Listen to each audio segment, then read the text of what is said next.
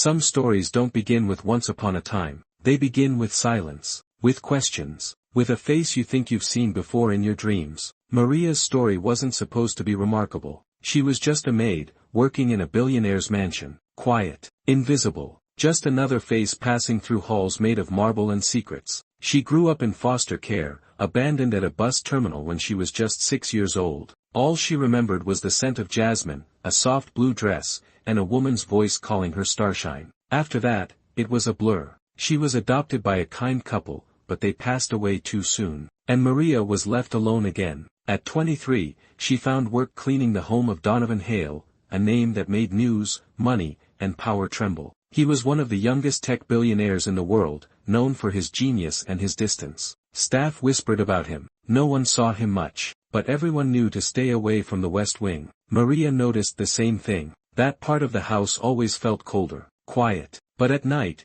she could hear piano music from behind those locked doors, slow, sad, haunting. And though she didn't understand why, it made her heart ache. One morning, the head housekeeper called in sick. Maria, being the most reliable on staff, was asked to clean Mr. Hale's private office. To her surprise, he gave the order himself. His voice was low and even. Don't touch the drawers. Just the surfaces. That was it. She nodded and entered the office. Polished wood, shelves filled with old books, a scent of cologne and power. She wiped the desk, dusted the window sills, and tried not to look around too much. But one drawer was slightly open, just slightly, and Maria made a choice. Inside, she found something she never expected, a photograph of a little girl in a blue dress standing in front of a carousel. There were more photos, birthday parties she didn't remember, a woman she couldn't place but felt deeply familiar, letters addressed to my dearest Lila. That name had always lived somewhere in her bones. She stared at them in disbelief. Why did he have these?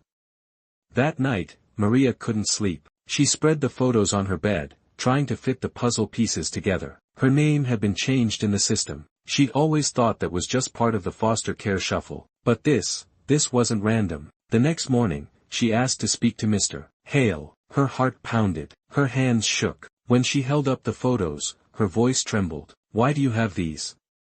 He stared at her for a long time. Then finally, he said, because I'm your father. Maria felt the world shift under her feet. Donovan Hale wasn't just her boss. He was the man who had spent 20 years searching for a daughter he lost. He explained everything. Years ago, he had fallen in love with a woman named Celeste, Maria's mother. But when Donovan got involved with dangerous investors, Celeste feared for Maria's safety. She disappeared with the child, changed her name, and hid her from everyone. But then she died in an accident. And Maria got lost in the system. Donovan never stopped looking. When Maria applied for the job, something about her handwriting, her voice, it tugged at something deep inside him. So he checked, and checked again, until he knew. Maria didn't know how to process it. A lifetime of questions flooded in. She ran from the mansion that night. Rain poured. Her memories clashed with reality. Her heart was torn between disbelief and something she hadn't felt in years, belonging. A week later, a package arrived.